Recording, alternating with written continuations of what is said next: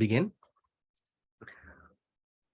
Good afternoon and welcome everyone to the third installment of the REL Distinguished Lecture Series for the academic year 2022 and 23, organized by Department of Religious Study and Religious Study Graduate Council of the University of West. My name is Mejor, Chair and Associate Professor of the Religious Study Department. Since 2020, REL Distinguished Lecture Series has been contributing to broaden the educational experience of US students and community by bringing renowned Buddhist scholar, monastic, Buddhist leader, and influential people from all over the world to campus to encourage thought-provoking conversation and ideas. Through lecture and collaboration, we strive to provide whole-person education in a context informed by Buddhist wisdom and values, and to facilitate the culture and understanding of an appreciation between East and West. Today, I'm honored and pleased to introduce our distinguished guest speaker, Professor Dr. Marek Mejor. He is a professor emeritus of Sanskrit and Buddhist studies at the Faculty of Oriental Study, University of Warsaw, Poland. He was the founder and head of the Research Center of Buddhist Studies at the Faculty of Oriental Studies, the University of Warsaw, from 2008 to 2020. He was also a founder and head of the Department of South Asia at the Adam Mickiewicz University, Poznan, from 1999 to 2014. He was the chairman of the Committee of Oriental Science of the Polish Academy of Science from 2007 to 2019, and was president of the Polish Oriental Society from 2003 to 2012. He is currently serving as a chair of the advisory board of the Institute of Mediterranean and Oriental Culture of the Polish Academy of Science. He has published numerous books and articles in international journals on Buddhism. His notable publication includes Vasubandhu's Abhidharmakosa and commentaries preserved in the Tanju, and Chemendra's Bodhisattva Avadana Kalpalita studies and material and aspect of Buddhism. The topic of today's lecture is some remarks on Buddhist mantra and Dhāraṇī. Without further ado, please join me in welcoming Professor Marek Mejor. Thank you very much for your kind introduction, and I am very much honored to be invited for this lecture, and I'm very happy to welcome you all who joined this lecture. So thank you once more.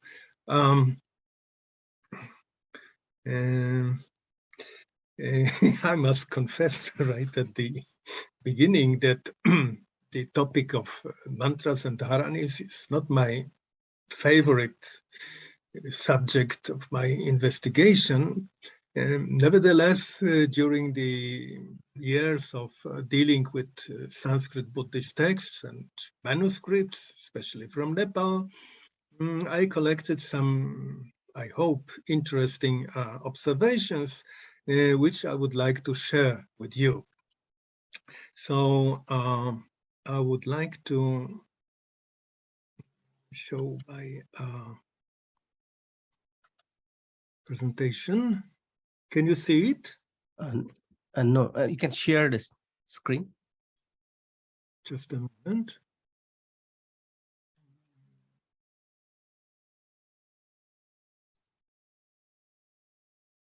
Yeah. Now? Yes, coming. Okay, so let me see. Full screen mode. Is it okay? Can you? We can see. You can see. Okay. So let me start with a short, brief bibliography on the field. Especially, these are the the articles and books which I used during my preparation for this lecture, and these underlined in red I regard as especially fit, namely the Dhāraṇī Sutras article by Gerge Hidas is a very brief, excellent introduction to the topic. And this one by Castro Sanchez, the Indian Buddhist Dhāraṇī, an introduction to its history, meaning and functions, is especially recommended because it offers a lot of details, and it is, of course, based on the original materials, mostly Sanskrit materials. There are other positions, as you can see from this brief selection, and let's start. The definition of mantra and Dhāraṇī is very difficult. I selected the entries from the Princeton Dictionary of Buddhism, so you can see that it is proposed to translate it as spell, charm, or magic formula, a syllable or series of syllables that may or may not have semantic meanings, most often in a form of Sanskrit, the contemplation or recitation of which thought to be efficacious. About Dhāraṇī, there is more to be said. It is translated as a mnemonic device or code. It was the last translation was proposed by Ronald Davidson in the first of his papers, a series of his papers on the Dhāraṇī literature. By Edgerton, it is a magic formula, often consisting of meaningless combination of syllables. Of course, you are familiar with all of this. This is just to start with, that these terms are very difficult or even impossible to translate one to one. And what I would like to emphasize, mantra has a very long tradition, Vedic tradition from the Vedic times, while Dhāraṇī is exclusively Buddhist term, which we find in the Sanskrit, this Mahayana text from the beginning of the first millennium. The definitions and classifications can be found in the book which I mentioned before by Castro Sanchez. So there are different combinations of these. Mantra pada, Dhāraṇī pada, Dhāraṇī mantra pada, Vidya, Vidya mantra, Mahavidya, Vidya Radhi, Vidya Dhāraṇī, Hridaya, Hridaya Dhāraṇī, Vajrapada, Dhāraṇī Vajrapada, and others. All these are very succinctly and well documented in the book which I just mentioned, so I will not dwell on it. We shall come to it later on, that especially this expression, this compound Dhāraṇī mantra pada or mantra Dhāraṇī pada, we can find in the Saddharma Pundarika. Now, here you have the so-called Dvatasha Anga Dharma or Arya Shasana, that is the noble teaching of the Buddha, divided into 12 parts, which is regarded as the earliest classification of the Buddha word. And among these different categories like Sutra, Geya, Vyakarana, Gatha, etc., we do not find mantra, we do not find Dhāraṇī. However, according to the recent research of the scholars, the Dhāraṇīs and mantras must have been present in Buddhist practice right from the beginning, and there are traces of it in the canonical texts, although in the Pali we do not find the word Dhāraṇī, since it is a later invention, so to say, and it is a Sanskrit word. Nevertheless, in the later sources, mostly by the Chinese pilgrims, Xianzang and others, we have information that the Dharmaguptaka school possessed a Dhāraṇī collection, Dhāraṇī Pitaka, as a fourth part of the usual tripartite division, Tripitaka. But there are no further sources which could document existence of such a Dhāraṇī Pitaka. Maybe further investigation would discover some more about it. Now, in the Bodhisattva Bhumi, which is a part of the huge treatise edited by Asanga, Yogacara Bhumi, we have a division or classification of the Dhāraṇī into 4 types. This is almost literal translation from the Sanskrit. So the 4 types are Dharma Dhāraṇī, Artha, Mantra, and Bodhisattva Kshanti Labhaya. And it is further explained that Dharma Dhāraṇī, it means a Bodhisattva or adept, who acquires such extraordinary power, memory, and cognition that for an unlimited time he retains in memory a text once heard. Now we can return to the question of the etymology of the word Dhāraṇī. It comes from the verbal root dhr, to hold, to keep, to retain. And one of the meanings of Dhāraṇī is to keeping or retaining in memory. So it is a very important aspect of the whole concept of Dhāraṇī, that this extraordinary memory or capacity of a bodhisattva relies on the fact that he is able to hold, to keep in memory the whole teaching of the Buddha. So this is one of the aspects of the Dhāraṇī, that it enables to embrace the whole teaching of the Buddha. So the next category, Artha Dhāraṇī, so it means that he retains in memory meaning of the text.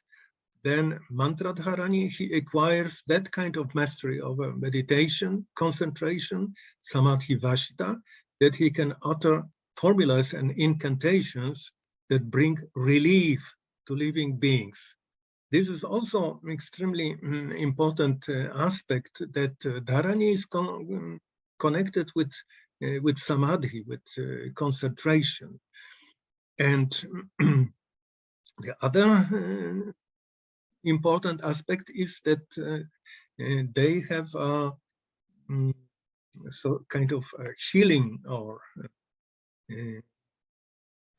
bringing relief aspect for living beings. And the fourth, the Bodhisattva Kshanti Labhaya, a bodhisattva who leads a solitary life full of renunciation, maintains silence, eats only a small amount of one kind of food, devotes himself completely to meditation, sleeps little, and spends much time in wakefulness, ponders, considers, and studies the meaning behind the words of the incantations, mantrapada, uttered by the Tathagata for attaining the virtue of perseverance, such as, and this is an example of such a Dhāraṇī mantra, actually. And the next passage is extremely meaningful. Namely, it is said that the Bodhisattva himself comes to understand that the words of the mantras have no meaning. They are nirartha, and does not inquire into their other sense, and yet his understanding such a meaning of this incantation words, he thus perfectly knows the meaning of all dharmas, that their own nature is inexpressible means of any expression, abhilapa. So this definition or explanation by Asanga is very important, that we find the mantras and the Dhāraṇīs, they are mostly in Sanskrit language, but with some insertions coming from Prakrits or even Dravidian language, as has been discovered by the scholars. But nevertheless, the analysis, linguistical analysis, it's not the purpose of mastering the mantras and Dhāraṇīs. Now I will skip to the publication, which seems to be very important in the history of Buddhist studies, namely the edition of the Prajnaparamita Hridaya Sutra and Ushnisha Vijaya Dhāraṇī by Friedrich Max Miller and Bunyo Nanjo in 1884. It was edited from ancient palm leaves kept in Japan. We shall come to this in a moment. This is the full bibliographical information. And I would like to bring to your notice opinion which was expressed by Miller in this book, which it seems that somehow prevented for quite a long time serious studies of that kind of literature. I mean, mantras and Dhāraṇīs, because as you see, most of these Dhāraṇīs are prayers so utterly devoid of sense and grammar that they hardly admit and still less deserving of a translation, however important they may be paleographically, and in one sense historical also, and so on. So here we have mere gibberish, a prayer for a long life addressed to Buddha, etc., etc. So this opinion about the Dhāraṇīs and mantras have been present for a long time, and it seems that many scholars were simply avoiding that kind of text. And it is only in the recent decades that that kind of literature was brought to the attention of many scholars, and we have very original and very well documented studies of at least some parts of this literature. So the edition was based mostly on the so-called Horyuji palm leaf manuscripts. According to the local tradition, these leaves were kept since 609, and for quite a long time were regarded as the oldest Sanskrit palm leaf manuscripts. Now, some scholars question the material used. They say that it is not a palm leaf, but some other kind of material, but so far no special laboratory research was done on these things, because they are kept at the Tokyo National Museum in a special section of the national treasures. And also the date of the manuscript was questioned. So most of the scholars, they say that it's late 8th century or even later. And also some scholars claim that this this manuscript did not come from India, but it was copied maybe in China or even in Japan. So very detailed comparison with paleographical and textual material shows that it rather cannot be of Indian provenience. In this first line here is the, this is a facsimile. The first line contains the famous mantra, gate, gate, paragate, parasangate, bodhi swaha. There is abundant literature on this Prajnaparamita Hridaya Sutra. Just recently, Jonathan Silk wrote an extremely important paper in which he put hypothesis, or maybe it is rather statement, that actually this Hridaya Sutra is a Dhāraṇī, at least in the sense that it functioned or still functions as a Dhāraṇī protective formula.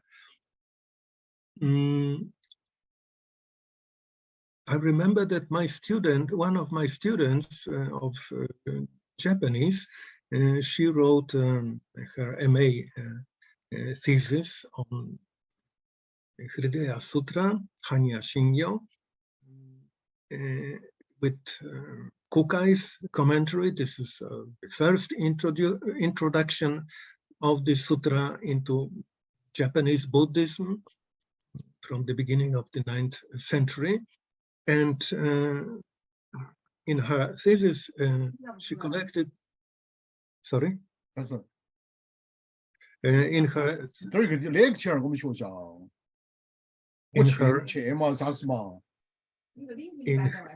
thesis, she collected some evidence showing that this sutra was used in a state rituals, preventing against the calamities like earthquakes or epidemics and so.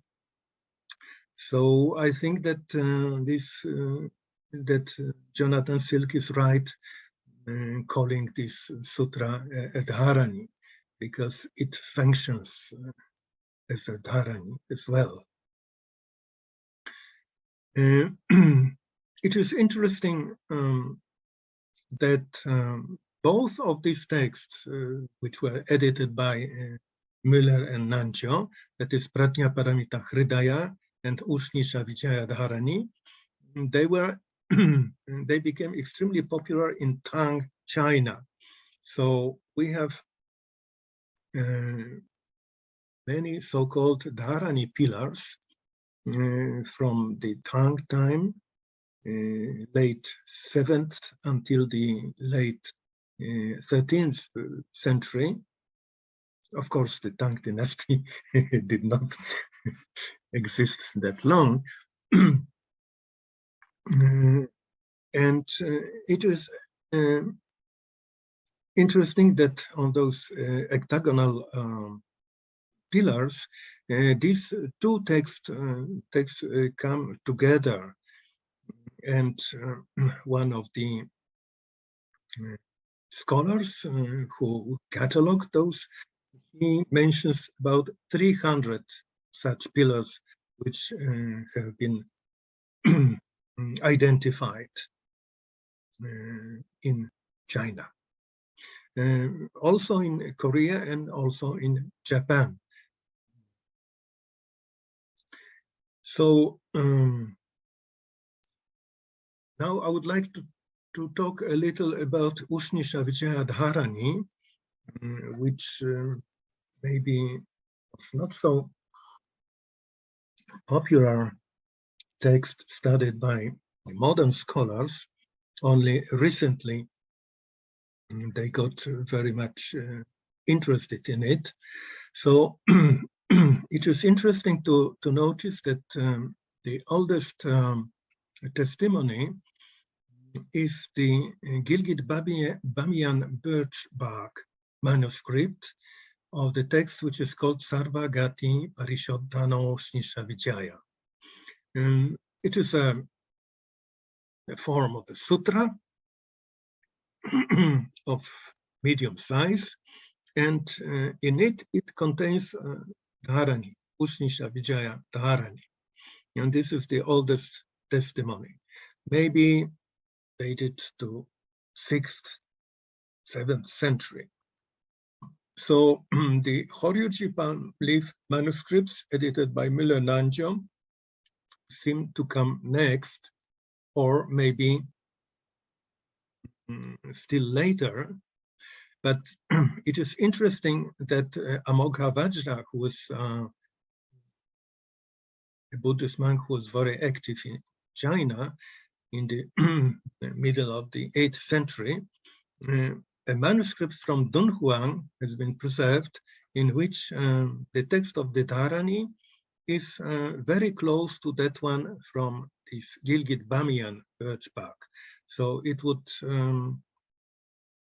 be interesting to trace the transmission of the text of the Dhāraṇī from India to China. Also, Tsihyen or Maitrabhadra, how it can be reconstructed Sanskrit name of this monk. There is also inscription from the 11th century, which was found in a cave. This is simply a Dhāraṇī. And I was able to discover in Kathmandu, in a private collection, a palm leaf manuscript without colophon. I mean, there is colophon only stating the title of the text on paleographic grounds, maybe dated to 13th or 15th century, which contains Nidana and Dhāraṇī. This Nidana is a narrative, introductory narrative, which is absent in the earlier text. And just recently, Hidas edited on the basis of 10 Nepalese paper manuscripts the text of the Ushnisha Vijaya Dhāraṇī, which consists of 3 parts: Nidana, Dhāraṇī, and Kalpa. This Kalpa is a prescription of the ritual.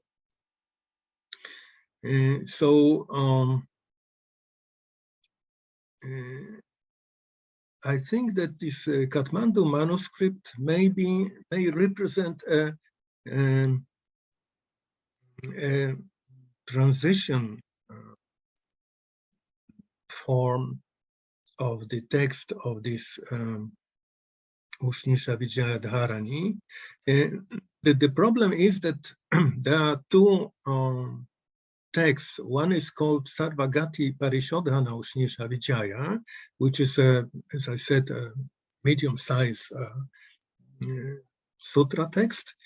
And there is also Uśnisha Vijaya Dhāraṇī, which is a different text from that.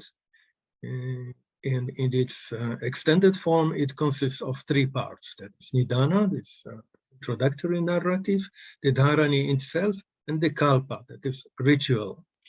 And only the Dhāraṇī is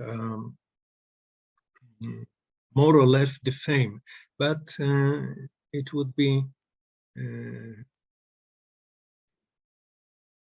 a topic of further investigation to compare those versions of the Dhāraṇī. I have done some preliminary research on it. So this is Gilgit Birchbark manuscript text edited by Unebe. This is Amogha Vajra's Dhāraṇī from Dunhuang, and they are almost identical. These are almost identical. And this is a reproduction of the first page of this palm leaf from Kathmandu, which contains the Nidana, or the introductory narrative, and the Dhāraṇī itself, which is more or less identical with other. Now I would like to say a few words about another text which belongs to the category of Prajna Paramita text, that is Swalpakshara. This text represents the final phase of the evolution of the Prajna Paramita text, and by the first editor of the text, Edward Conze, it was labeled as a Tantric Prajna Paramita.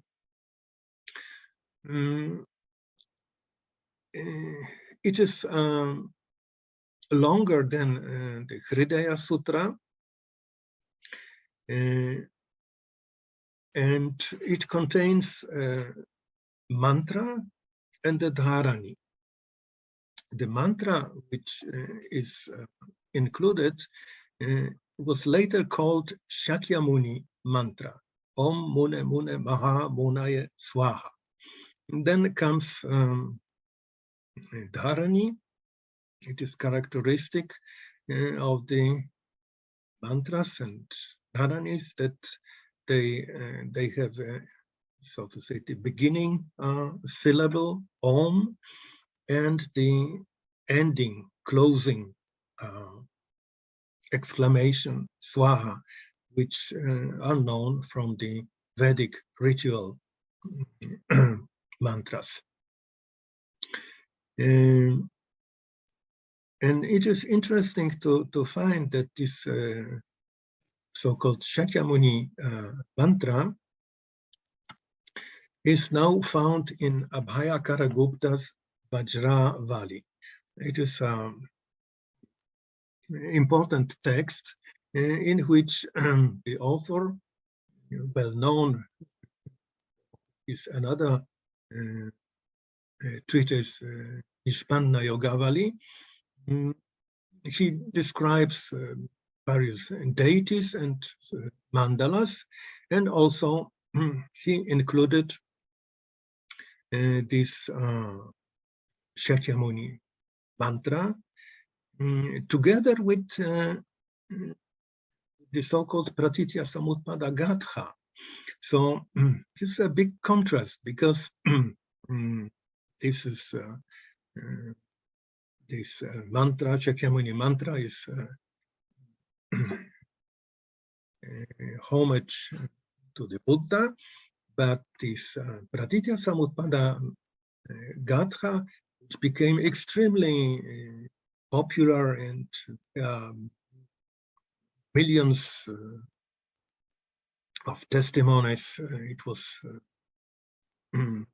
written, and from inscriptions are very well known.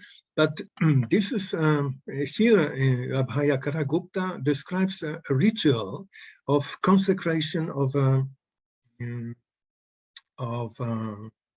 idol or stupa. So it is said that during this this ritual, the relics of the Tathagata, together with this mantra, this Dhāraṇī Vishesha, that is a special mantra. So it seems that both the mantra and this Gatha are regarded as a Dhāraṇī. So it is said that both these texts should be wrapped around the Tathagata Dhatu, that is the relic of the Tathagata, and inserted into the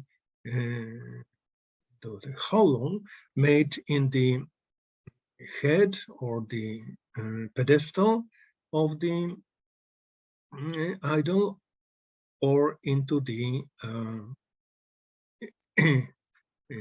innermost of the stupa, with those additional mantras. So this is a very important testimony showing the ritual use of the Shakyamuni mantra, but also of the Pratitya Samutpada Gatha. This Shakyamuni Dhāraṇī is not very often found in the collections of Dhāraṇī. So here is an example of Dhāraṇī Sangraha, collection of Dhāraṇīs, which is found in the Asha archives in Kathmandu. And this Dhāraṇī is found here. It starts with another mantra, Om Mani Padme Hum, and only after that there is this Shakyamuni mantra given. This is a Tiksa monastery in Ladakh, and there is a very nice picture of the Sansara chakra, and to the right of it, it's a picture of Buddha and the mantra. This Shakyamuni mantra is written below. I call attention to this because from my own experience, I have seen many monasteries in Ladakh, in Nepal, in Mongolia, also some in China, and actually I haven't seen, maybe I have overlooked, but I have not seen examples of this mantra so explicit. So Om Mani Padme Hum was mentioned here. As we know, this mantra is connected with the Karanda Vyuha Sutra, and it is connected with Avalokiteshvara Bodhisattva. Much has been written about this. It is extremely popular, maybe the most popular mantra in the Buddhist world. There was a discussion how to understand, how to translate it. The scholars agree that Mani Padme should be treated as a compound word, not as two words, as it was very often treated before. And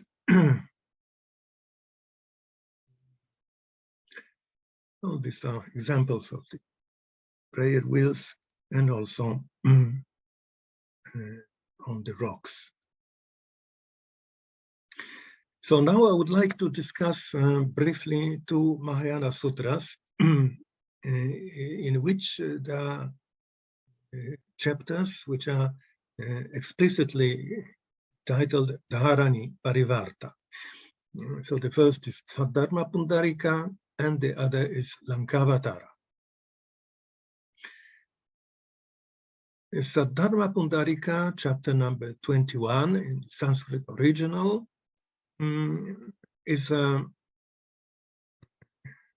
relatively short chapter and extremely interesting because it is Bhagavan Buddha who introduces the whole text, saying that the recitation of even a single stanza from the Saddharma Pundarika brings great religious merit, Mahapunya.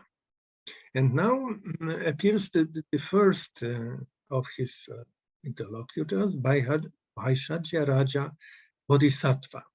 His name appears only in the Saddharma Pundarika, and I think that once is mentioned also in Lalita Vistara. Otherwise, this Bodhisattva is unknown. And it is interesting that Buddha asks Vaishajya Raja the question, how big is religious merit by doing all kinds of veneration, praising, homage to the Tathagatas. Vaishajya Raja answers that it's a great merit, but then Buddha says that even more is just recitation, or keep in mind even a single stanza from the Saddharma Pundarika. And then Vaishajya Raja offers a Dhāraṇī to those who memorize or put into writing the Saddharma Pundarika for guard, defense, and protection. And Buddha approves his words, saying that by these Dhāraṇī words, pronounced out of compassion for creatures, the common will of creatures is promoted, their guard, defense, and protection is secured. Next appears Pradhanashura Bodhisattva, who also offers a Dhāraṇī to guard, protect the Dharma reciters, Dharma Bhanaka, against evil beings like demons. So the Dharma Bhanakas is a very important term, meaning those who recite, keep in memory and recite the teachings of the Buddha. They spread the teachings. So the Dhāraṇīs offered are especially for the protection of those Dharma reciters, as we shall see. Next comes Vaishravana Maharaja, guardian of the north, lord of Yakshas, who also offers a Dhāraṇī out of compassion for the welfare of the Dharma Bhanakas to guard, defend, and protect them. Another Maharaja, Virudhaka, guardian of the south, chief of the Kubhandas, offers a Dhāraṇī for the benefit of all people and to guard, defend, and protect the Dharma Bhanakas.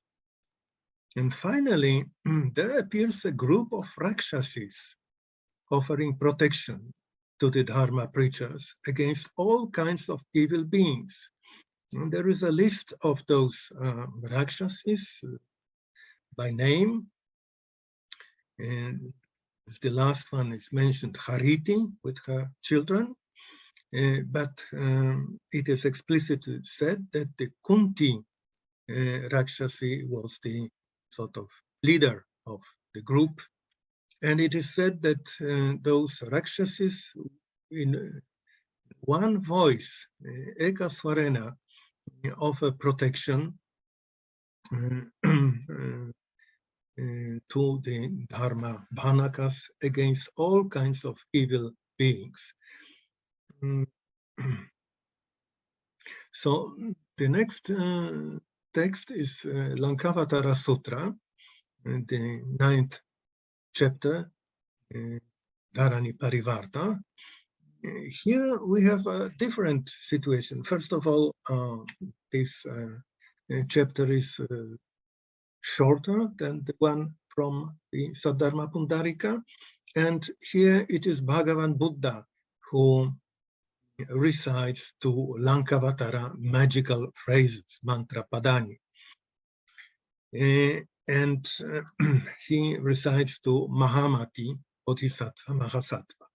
So the one Dhāraṇī is for the benefit of the Dharma preachers, Dharma Bhanakanam Parigraha Artham, so that no evil spirit can have access to them. So there is a special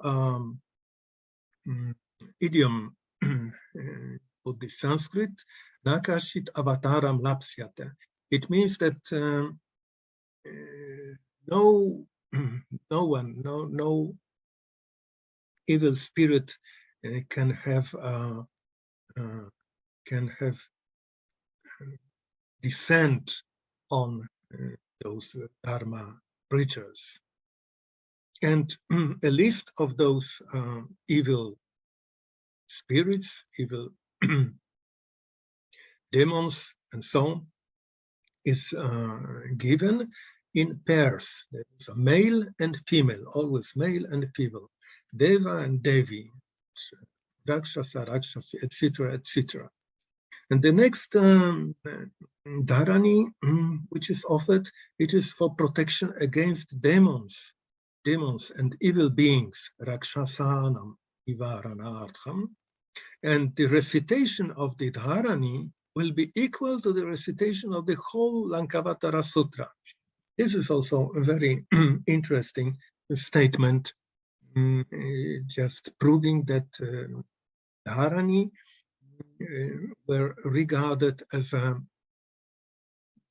encapsulate, so to say, the whole teaching of the Buddha. So those who retain, keep in memory, recite, and teach those Dhāraṇīs, it is equal to the recitation of the whole text. The Lankavatara Sutra is, of course, preserved also in the Tibetan translation. And interestingly, there is in the Kanjur, there is also a very brief text, which is a magic protective spell of recitation of whole Lankavatara Sutra in the Kanjur. This is a Tibetan title, Pakpa Lanka Shirpa Dotamche Lekpa Yurbai Sung. And this text contains only the second formula out of 2. So this is a very brief text. And according to Helmut Eimer, in Bhutan Tantra Catalog, it is already mentioned. So it is also an important testimony, because the history of and the origin of this Lankavatara Sutra is a very complex issue, and it shows that the text was very popular, and also this Dhāraṇī became specified. Now we come to the group of texts which are called Dhāraṇī Sangraha. These are very popular text in the Nepalese tradition. Recently, Gergely Hidas offered excellent study of such collections of Dhāraṇī, and he edited from manuscript dated to 718.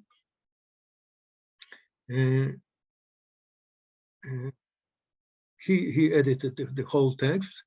There are 180 Dhāraṇīs, and among them we find Lankavatara, which is identical with the chapter 9, which we discussed just a minute ago. Sadharma Pundarika, it contains only the spells, only the mantras from the chapter 21 and 26. So it is a very short, very brief. Then we have Shakyamuni Dhāraṇī, which is totally different from the Shakyamuni Dhamma Dhāraṇī, which we discussed before. Then we have Uśnisha Vijaya, complete sutra text, consisting of the Nidana, Dhāraṇī, and Kalpa. Prajna Paramita Hridaya, complete sutra text, and Swalpa Akshara Prajna Paramita, complete sutra text. As a comparison, I would like to bring to your attention another collection, Dhāraṇī Sangraha, which is much later, towards the end of the 19th century. It contains 106 Dhāraṇīs, and what we have here, we have Swalpa Akshara, full sutra. There is a Shadakshari Mahavidya, not identified. It is difficult to say what is the provenience of that text. Lankavatara, only one mantra, and the text is very corrupt. Sadharma Pundarika, very corrupt spells. It is very difficult to reconstruct them. Shakyamuni Nama Dhāraṇī, full text, and Uśnisha Vijaya, full sutra. And that is what I like to say very briefly about this, because I understood that I have 45 minutes for my presentation. Yes, so thank you very much for your kind attention. Thank you, Professor Marek, for an enlightening and outstanding presentation on your remarks on Dhāraṇī and mantras. We really appreciate it. So here begins our question session, and please write your question in the chat box. And I haven't seen any questions. I will put forward one question first. We all know that the language of the Dhāraṇī, it come from like Sanskrit and little from Dravidian. So, but some word like a mili mili chulu chuli, that kind of word has raised the possibility that some Dhāraṇī may be connected to non-Sanskrit tradition, or maybe related to non-human language like Asuras or Nagas, locals language. Do you agree with that, or please? So actually, as far as I know, it has been declared that some of the words which are present in the Dhāraṇīs of mantra, especially Dhāraṇīs, they come from Dravidian language or languages. But this is very difficult to say. So my idea is that it would be perhaps reasonable to catalog possibly large number of Dhāraṇīs, if not all. Then we could first of all classify them and analyze them linguistically to see the strengths of words. Because as we know, the Dhāraṇīs usually consist of some syllables which were called meaningless. That is, they do not belong to the natural language.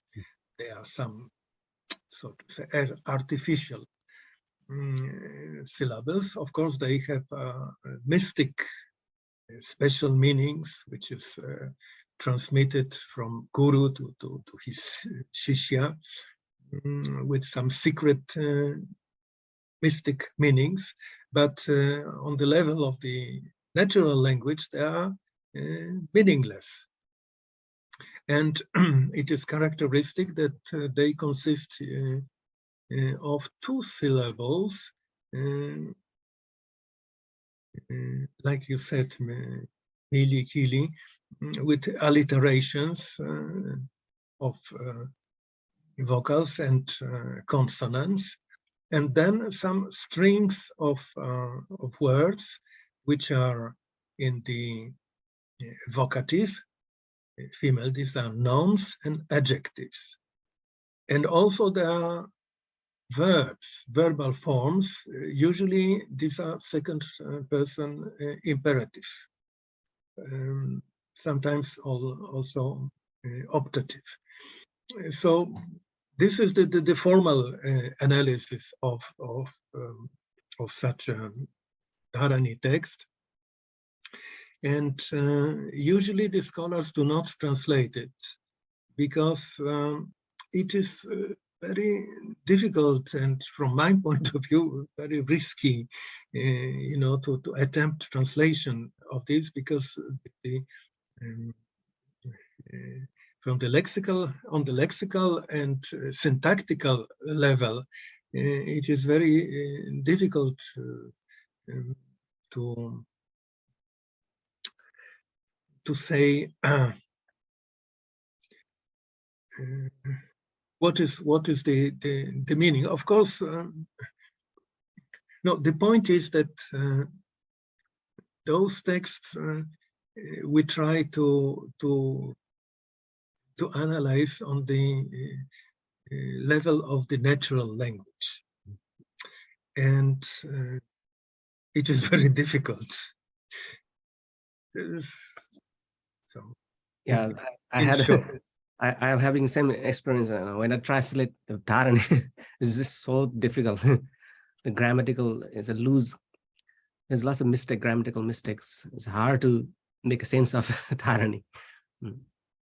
There's some question on our chat box. Oh, there's a question from Professor Lancaster. Do you want to read?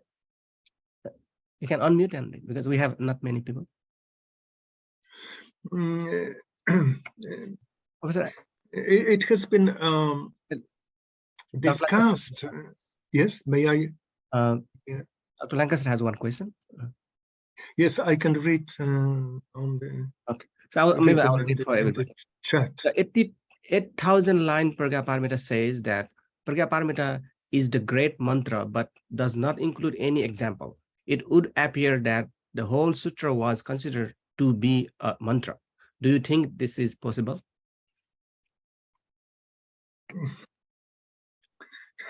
It's a difficult question.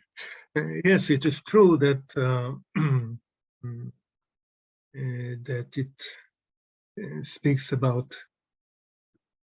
mantra, but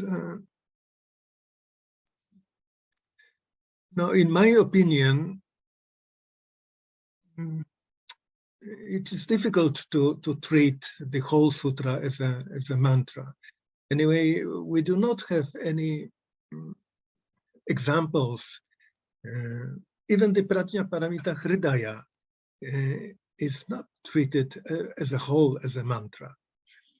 And it has been discussed whether this section on the mantra Mahavidya, Vidya is a later addition, or it is in intrinsic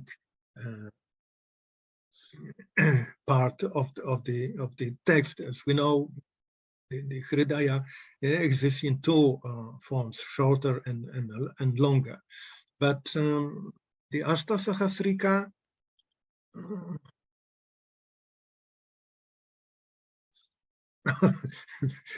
to be on the safe side, I would say that I don't know.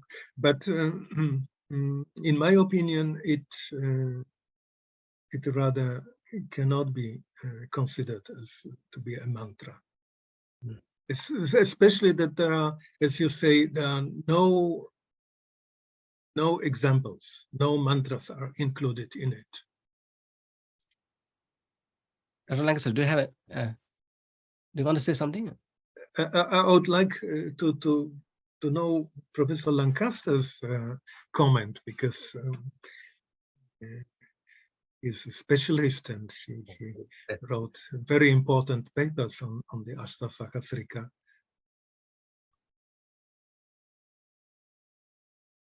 Well, thank you very much for your talk. I really enjoyed it. And I have wondered for a long time about these sentences in the Ashta, where it says, Prajnaparamita is the mantra, the great mantra, the very biggest mantra. And yet never a Dhāraṇī or a use of syllables without meaning appear in that text that I have found. And I've been trying. I have no answer either, Professor. I've struggled with it. I can imagine that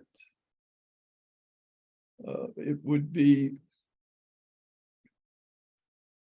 possible to say that chanting any part of the Prajnaparamita might function like a protective, because it protects people too. It keeps snakes away. It keeps the enemy from killing you in battle. The protection is enormous. So maybe it just says that you could chant any part of it and you've got all the protection of a Dhāraṇī. This is very plausible because actually in all the days, it is emphasized that the